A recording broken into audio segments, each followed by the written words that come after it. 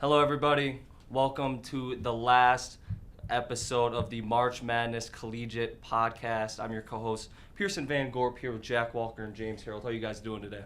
I'm good, man. I'm good. Doing good. Absolutely. So, as you guys know, the Final Four is upon us. It's coming up this weekend. Starts on Friday for the women's, and for the men's, it starts on Saturday. Extremely excited for some of those games. Obviously highlighted by Caitlin Clark and the Iowa Hawkeyes. They really took storm after that LSU win, so that's kind of highlighting for the women's side. And we'll actually get into the women's bracket right now. So for me, I have South Carolina as the 1 seed. They're the number 1 overall seed in the tournament. And I like what they've been doing. They have wins over UConn, LSU, ND in the season. And then in the tournament, they have wins over UNC, Indiana, and Oregon State. They also have 7 players that average over 8 points per game. And they are led by Cardoso and Coach Dawn Staley, who has 6 Final Fours. Is looking for her 3rd national championship. So, James, if you kind of want to add some stats of the best players of the women's side. So first I have Caitlin Clark, big star for Iowa, Des Moines, Iowa native. She just recently won AP Player of the Year, and she leads the team currently with 34.6 minutes, 32.0 points per game, 7.3 rebounds, 9 assists, 1.8 steals, 0.5 blocks, 4.8 turnovers. She's the Naismith Women's Player of the Year. I also have UConn's Paige Beckers. Huge star Paige Beckers is for UConn, and this is her. She is coming back to UConn next season. And who is Paige Beckers exactly? So she was ranked number 1 basketball player in 2020, and Coming out of high school. yes, she's known as Paige Buckets, and she's from Minnesota, small town in Minnesota. Absolutely. Minnetonka, Minnesota. Mm-hmm. And so, yeah, she leads the team with 31.7 minutes played, 22.0 points per game, 5.2 rebounds, 3.9 assists, 2.3 steals, 1.4 blocks, 1.5 turnovers. I also have a player for NC State. Her name is Isaiah James. And who is Isaiah James? Well, she is the March Madness hero who has helped dismantle number 2 Stanford. Mm-hmm. And during Friday's women's Sweet 16 matchup between NC State and Stanford, she nearly single-handedly blew the game wide open. Junior guard, she had 4 points in the first half, but exploded for 16 during the third quarter into a 29. The best part, she's a left-handed shooter. Really? Logo 3-point shot would not be denied. And so for the team, she has 31.7 minutes played, 16.7 points per game, 4.6 rebounds, 3 assists, 1 steal, 2 blocks, and 2.2 takeaways. And then last but not least for the women, I have Camila Cardoso. Mm-hmm. Camila Cardoso for South Carolina. And Camila has just declared for the 2024 WNBA draft. Mm-hmm. And she announced this on Monday's social media. Ooh. Cardoso, a potential lottery pick, is projected by ESPN's Michael Vopel to be selected 4th by the Los Angeles Sparks. Absolutely. In her Instagram post, she said, "I'm excited for what the future holds, and I can't wait to see where this next chapter takes me." And for Gamecock Nation, she has been a great player, averaging 25.3 minutes per game, 14.1 points per game, 9.4 rebounds, 2.1 assists, 0.6 steals, 2.5 blocks, and 1.5 turnovers. Absolutely. So let's get into more specifically the teams. Do you have anything to add about that South Carolina team? I mean, the numbers say it for itself. I mean, 36-0. I mean, NC State, they've had a pretty good run. As James mentioned, they beat Stanford, they beat Texas. But unfortunately, they're running into a buzzsaw that is South Carolina. As you also mentioned, 7 players over 8 points per game. And we've talked about them a little bit on here. They don't really have like that go-to score, but it's just the whole team can score when they want. So they've proven they don't really need it. It's clearly working. They're 36-0. So I don't think there's really much else that needs to be said about that. Absolutely. The record speaks for itself. And getting into their matchup, like you said, they play NC State, and like you were saying, James, Isaiah James is one of their best players, if not their best players. But another statistic I saw is actually one of their guards, Madison Hayes, leads the team in rebounding. And I'll get into later why I think that's kind of a bad thing if you're going to play South Carolina in Cardoso. Now getting into the Iowa Hawkeyes, everyone is so excited about Caitlin Clark and the Iowa Hawkeyes. They've been here before. They were here last year. They beat South Carolina and then lost to LSU in the championship, but they ended up redeeming that with a win over LSU in the Elite Eight. They have big wins this season over Virginia Tech, Kansas State, Indiana, OSU, and then in the tournament, they beat West Virginia, Colorado, and LSU as notable teams. Caitlin Clark set some records in the tournament. First off, she has the most made three-pointers in tournament history for the women's bracket, and she also is now the first women's college basketball player that has scored 40 points 3 times. So that is a feat that I'm not sure if we'll see that ever again. But not only is she really good, they got other really key contributors. Katie Martin comes to mind. Gabby Marshall comes to mind. Some of the guards that make it happen, and then the big down low helps as well. And then lastly, I'll get into the 3-seed UConn. They've had an up and down season. They started the year really slow. They lost some games they shouldn't have, but they ended up beating Kansas and USC in the regular season. And in the tournament, they have wins over Syracuse, Duke, and USC, which that USC game was really interesting to watch. And James, like you mentioned, Paige Beckers is their best player. She's really been the person they've looked to. Since she was out with injury last tournament, she's kind of made it known that she's trying to come back with a revenge sense. However, there's another very good player on the team. It's Aaliyah Edwards. She averages 17.6 points per game and 9.2 rebounds per game. So watch out for her in that game. And then Coach Gino, one of the most decorated coaches in sports history, I'll say that. He's got 11 national championships and 23 Final Fours, along with 8 Coach of the Years. So let's get into our predictions and kind of how we think this women's bracket's going to end out. So, James, do you want to start with that? Yeah, so I have Iowa beating Paige Beckers in UConn. And the last time they actually met was in the Sweet 16 during the 2021 NCAA tournament. Becker, she had 18 points, 9 rebounds, 8 assists. She led UConn to a dominant 92-72 win over Iowa. And Clark only managed to score 21 points in that loss. But the two some have grown leaps and bounds since their meeting during their freshman campaigns. Yep. The March Madness bracket has pitted Clark and Buchers against each other at the biggest stage. It's going to be a big showdown, but I do have Caitlin Clark and Iowa taking that win, and pretty much Caitlin Clark I see winning the MVP. I do not count out Paige Beckers in this game. She will play tough. She will not back down. She won't just stop. She just won't let Caitlin Clark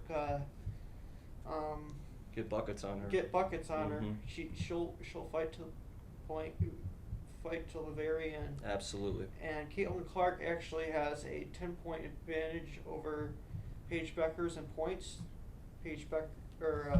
Beckers has a 21.9, and Caitlin Clark, she has 31.7. So there's, along the statistics, they both are very different in their stats, but other than that, they are two great players. Absolutely. And you have Iowa winning it all, is that correct? Yes, Iowa.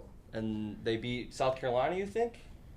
They will face Caitlin Clark. She will face South Carolina. Yep. And Isaiah James will be in line for Player of the Year for NC State or for South Carolina. Excuse me.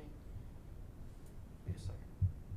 Yeah. So Camila Cardoso for South Carolina will be the player of the game. Will be player of the game For sure. And she will face Iowa.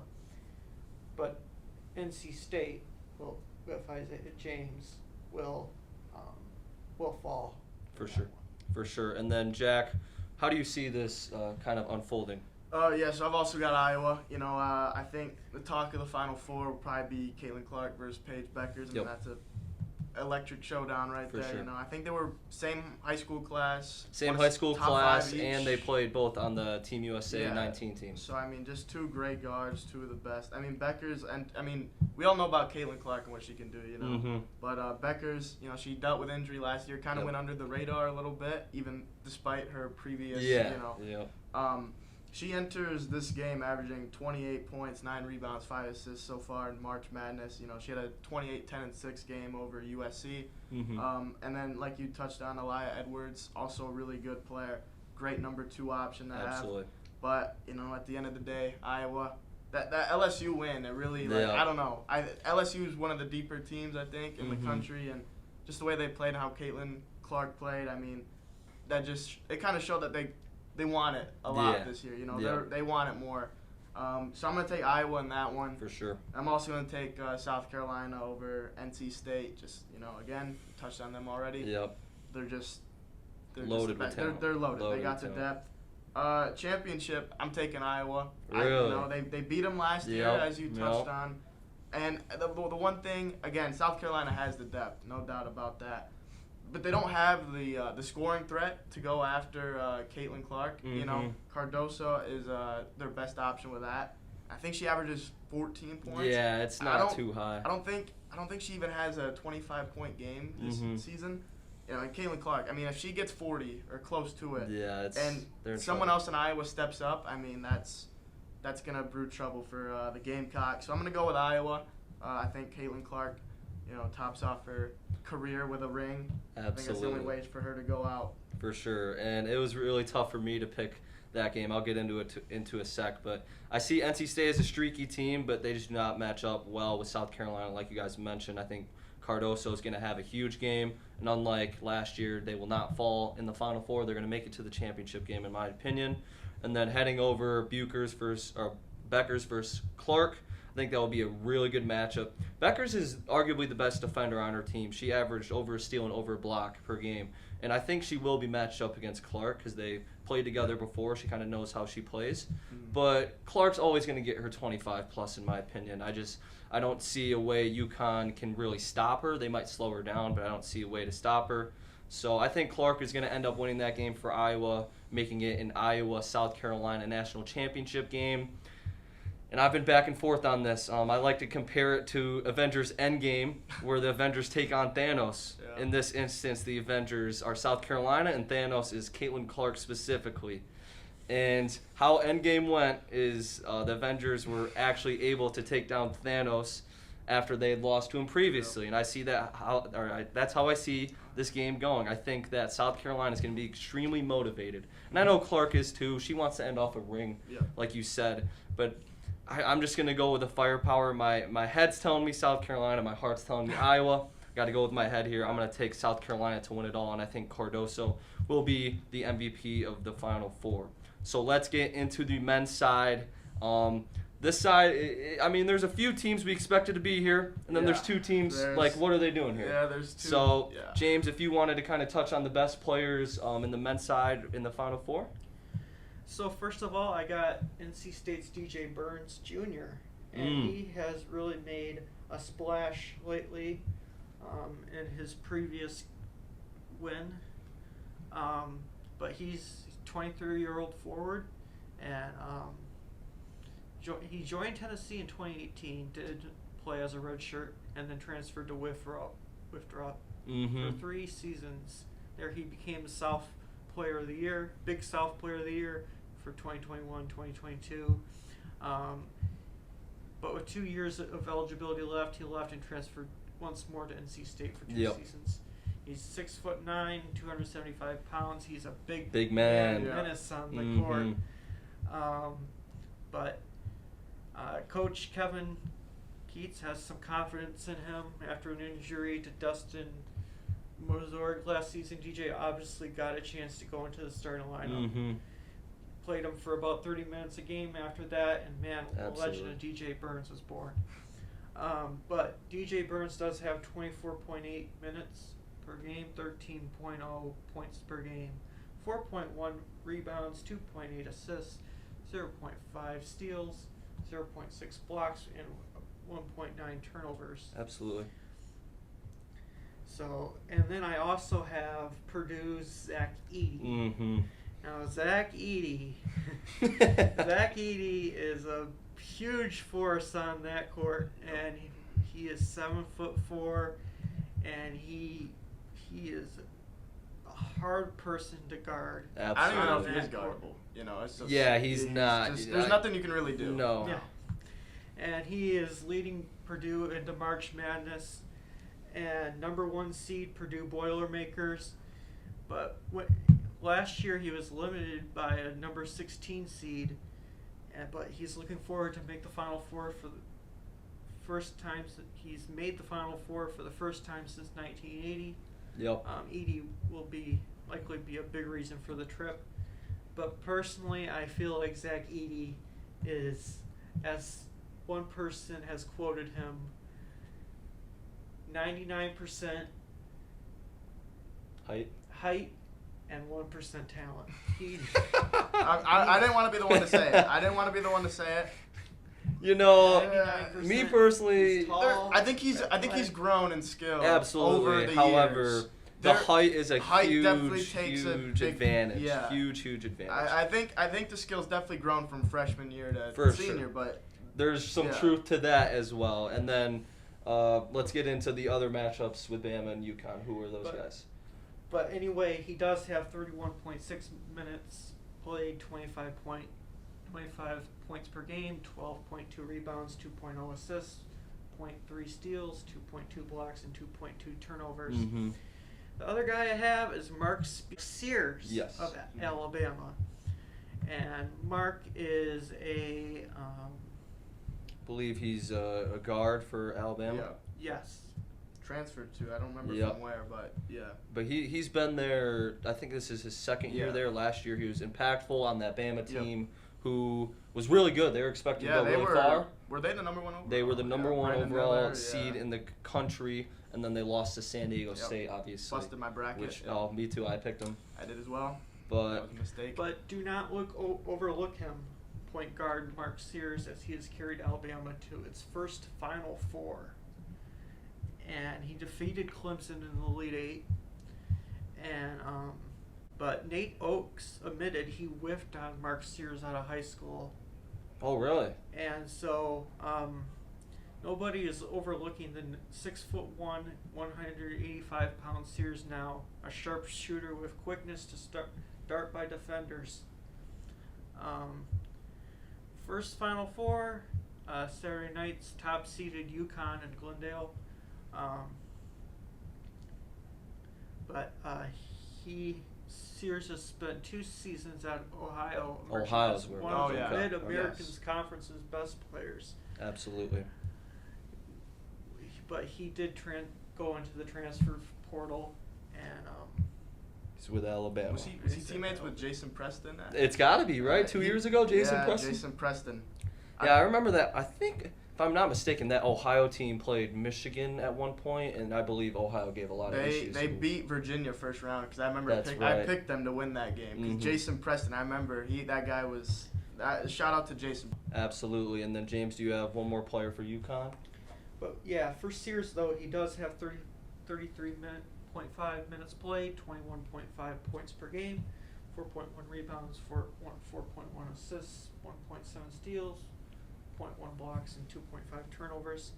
The final person I have for UConn is Tristan Newton.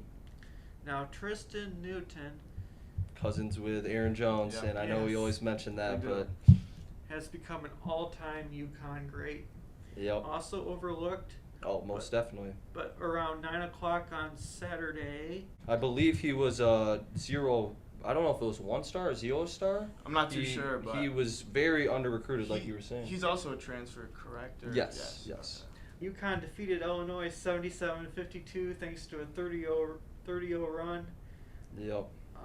But he does have 33.0 minutes, 15.0 points per game, 6.7 rebounds, 6.1 assists, 1 steal, 0.3 blocks, 2.5 turnovers.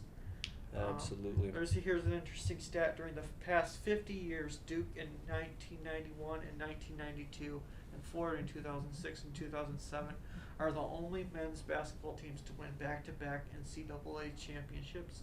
UConn is heavily favored to join those programs.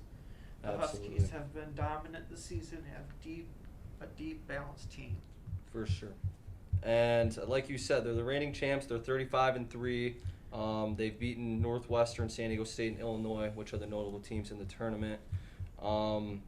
In my eyes, if they win it all, like you were saying, they go down as arguably the greatest team of all time. And it's crazy to say that because last year's team seemed like it was much better. They lost their 3 best players. Yeah. And they lost Sonogo. Nothing changed. They're still. Yep. Yeah. Klingon comes up and just. Klingon's been crazy. Cam Spencer's been a key player for them. Karabon was there last year. He's back this year. And then Castle, the freshman. Yeah. I see him as the kind of their X factor. I think that if they want to win it all and win it by a big margin, he's going to be the reason why. Yeah. And I really like Dan Hurley as a coach. Oh, yeah. I really like how his teams are playing smart. They're playing discipline, and not only that, they're playing with a lot of heart. So, I mean, it's going to be tough to beat. Now to highlight Alabama, it's an unexpected run, man. I have a friend who goes to Alabama, and he didn't expect this. So it's kind of been a huge season. It's their first Final Four in program history. I could not believe that when I saw that. But that is the stat that we'll leave off. They're led by, like you said, Mark Sears, and they also got Grant Nelson, who had a big game against UNC. They're one of the best offensive teams in the country, and I really think their X factor is Rylan Griffin.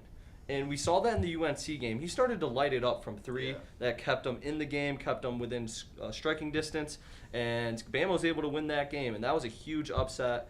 And I had UNC winning it all, so that kind of hurt me. But, as a guy who's not the biggest fan of Armando Bacot, I like seeing it. It was time for him to, hit the hay, And then with Purdue, like you said, James, they haven't been to the Final Four since 1980. It's been over 40 years, which that's crazy to think about. They're 33-4 this season. They have some big wins in the tournament. They beat Utah State, Gonzaga, and Tennessee, which that Tennessee game did not disappoint. Edey versus Connect was one of the best matchups, 2 guys going against each other that I've seen in recent tournament history. And for them, it's been Zach Edey, who had a career-high 40 in that game, but he's been a double-double machine, along with another double-double machine in Braden Smith, who's been a very good passer for them. However, I think the X factor for Purdue is Lance Jones. Mm-hmm. He's a huge 2-way guy, and he's able to defend the opposing team's best player very well. But if he's able to make shots, Purdue is extremely tough to beat. And then I'll get into the team they're facing last is 11 seed NC State. I call them the team of destiny, man, because I love what they've been doing. They're only 26-14. I know. I think it was the most losses by a Final Four team ever, I want to say. That sounds right, most likely. I mean, it probably competes with that UConn team led by Shabazz Napier.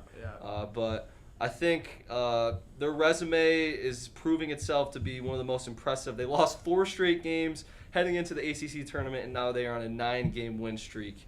And like you said, James, DJ Burns was never really supposed to be that guy. They had a starting center last year who was playing better than Burns, and then he goes down. Burns gets an opportunity. He comes out, and he's playing really good basketball. Also, Arizona State transfer DJ Horn has been phenomenal. He leads the team in 16.8 points per games. But my X factor is, I'm going to name 2 guys here. Mohamed Diarra. He averages over 8 boards a game, and I really think that he will be able to guard Zach Edey if DJ Burns does not. And another guy I have is Jaden Taylor. He's been able to shoot it well throughout the tournament, and if he's shooting it well in Phoenix against Purdue, they can give Purdue some trouble.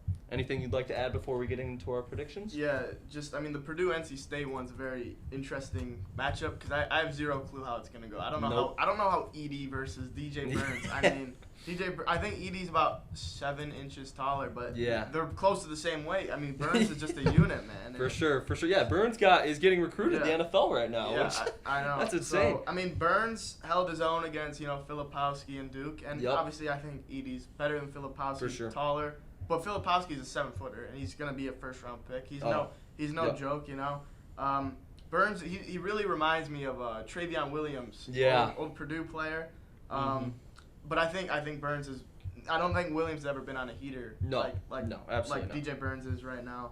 As you mentioned, Mohamed Diarra has been pretty good for them this tournament. I think he's averaging a double-double. I want to say, and NC State, they're the hottest team in the country. Oh, most definitely. From 17-14 to 26-14. It's insane. I mean, you couldn't ask for a better, hot streak going into the Final Four. Definition of Cinderella. Right. So I really like DJ Burns. I mean, Edie's gonna get his. It just depends on what they can do with the other guys on the team. Alrighty. And then James, did you want to give us who you think will win it all in the men's division? I got UConn. I got Tristan Newton. Yep. He'll win Player of the Game. Tristan Newton, like I said earlier, is really skilled player. Really skilled player. He's All-American too. Like he was once overlooked, and Tristan Newton will be a star player in this one. And then who do you see in that Purdue-NC State game? Who do you think is going to win that? Purdue-NC State, I see Zach Edey falling. I don't know. Really? I feel like DJ Burns will have a stellar game, win MVP. Absolutely. Like I said earlier, Zach Edey, he doesn't really have the talent. He has the height. It's his advantage. And so I just feel like NC State's going to take that. And UConn is just going to be too much of a tough team for NC State to beat. UConn's always been a great team in the tournament, and I see UConn taking it all. For sure. Jack, what do you think? So I think for the 7th time, I want to say this century we'll be getting a 1-versus-1 seed. As much as I want to pick NC State, I don't know. Purdue, it's just Edie's on a tear right now. He's on a tear. Purdue's a really close team. They're united. Yeah, and then for UConn, I think Bama, they're really, if they can get hot from 3, which they're very much capable of, they can make it a close game. Thing is, UConn's won 10 straight tournament games dating back to last year by double digits. Yep. Their closest game in March Madness the last 2 years was a 13-point win to Miami in the Final Four. I don't know. I just don't think Bama's going to be able to compete with that. Dan Hurley, big fan of his. He's like a psycho out there. He is a legit psycho. But he's a great so coach. Good. And he finds motivation in the little things. Yeah. Like, I think it was like a former Illinois player or staff member tweeted that UConn hasn't seen someone like Terrence Shannon Jr. And they shut him down. UConn holds Terrence Shannon to 2 for 12. And the last thing you want to do is give Dan Hurley motivation. And then last night, UConn were supposed to fly out to Phoenix, and their flight was delayed by 7 hours. So all I'm going to say is, good luck to anyone that has to, Bama and then Purdue, NC State. Dan Hurley's going to be probably extra motivated. Yep. And then I of course have UConn, I have Purdue. And I'm going to take UConn in this one. I think Klingon will be able to match Edey about as good as any other center. And if he can hold Edey to even just his averages or a little bit above that, like 25, 28 points, I just don't think anyone else on Purdue can take over the game and lead them. Exactly. I don't think Braden Smith or Fletcher Lawyer, Mason Gillis, Lance Jones, I don't think they're going to be able to take over, especially to against a UConn team that went on a 30-0 run to Illinois. That's insane. And they held them to 30 points below their scoring average. That's just insane. And not even the number 1 defense in the country, Iowa State, could have done that. They got smoked, or not smoked. It was a close game, but UConn, like you said. Shannon had almost 40, 30 points it was against crazy. Iowa State. I'm going to take UConn in this one. And honestly, I think I'm going to say their double-digit streak's going to go all the way. Really? They're just the best. They're just the best team. Yeah. They're going to get up to 12 games. I'm going to say The most outstanding player is going to be between Newton or Klingon. I think Klingon will be given it if he holds Edie to like just a really bad performance on Edie standards. That could be 20 points on 8 of 20 shooting. I think they'd give Klingon that. And then I think Newton's the guy that could win them the game offensively. For sure. If he lights it up, goes for 25, 8, and 7, like he's capable of, I think one of those two will be an outstanding player. Absolutely. So for my prediction, very similar to both of your guys. It's kind of a combination of both. UConn, Bama. It's a game I'm fairly confident who's going to win. Bama has had a great run, but not really expected to get this far. I will say, like you said, I think offensively they can keep up for a good amount of time, maybe even more than what Illinois did just because they shoot the ball well. However, like we saw in that 30-0 run, UConn's defense can just lock it down when they need it. And I think as the game nears an end, I think that they're really going to get some stops and shut Bama down. Yeah, that's one thing Bama struggles with, too. Their defense is absolutely. It's not great. They're going to give up a lot of points. For the NC State-Purdue game, really torn, man. It's kind of like similar to, like you were saying. I compared this to actually, no, that's going to be later. I think NC State, DJ Burns, it's going to be something they're going to have to really do is offensively keep up with Purdue. Purdue gets to the free throw line a lot. Burns and Horn are probably both going to have to go for at least 15 plus, at least both of them, if not both players scoring 20. But I think the thing with NC State is their big men couldn't give Zach Edey some problems, at least slowing him down. Burns, Diarra, and Middlebrooks are going to be guys who match up with Edey. And their defense has been surprisingly good. They did really well against Duke. And I know Duke is kind of a very different team than Purdue. However, the talent is pretty similar as well. So I think that NC State's going to win, and this might come back to bite me. I hope so. I think it's going to be an extremely close game. And the key for me is, can DJ Burns get Zach Edey in foul trouble? Right, he did get Filipowski fouled out. Yeah. He did a good job of that. So, and similar players. Yep, so we'll for see. sure. And then in my championship, I'd like to compare it to David and Goliath. UConn's the giant and NC State's David. A part of me is like, NC State, if they make the championship game, why not pick them? Right. But I got to be smart here. I got to come down to earth, and I'm going to pick UConn. Their firepower is insane. I think, like you said, I think their streak continues. They're going to win both games by double digits, in my opinion. It's insane.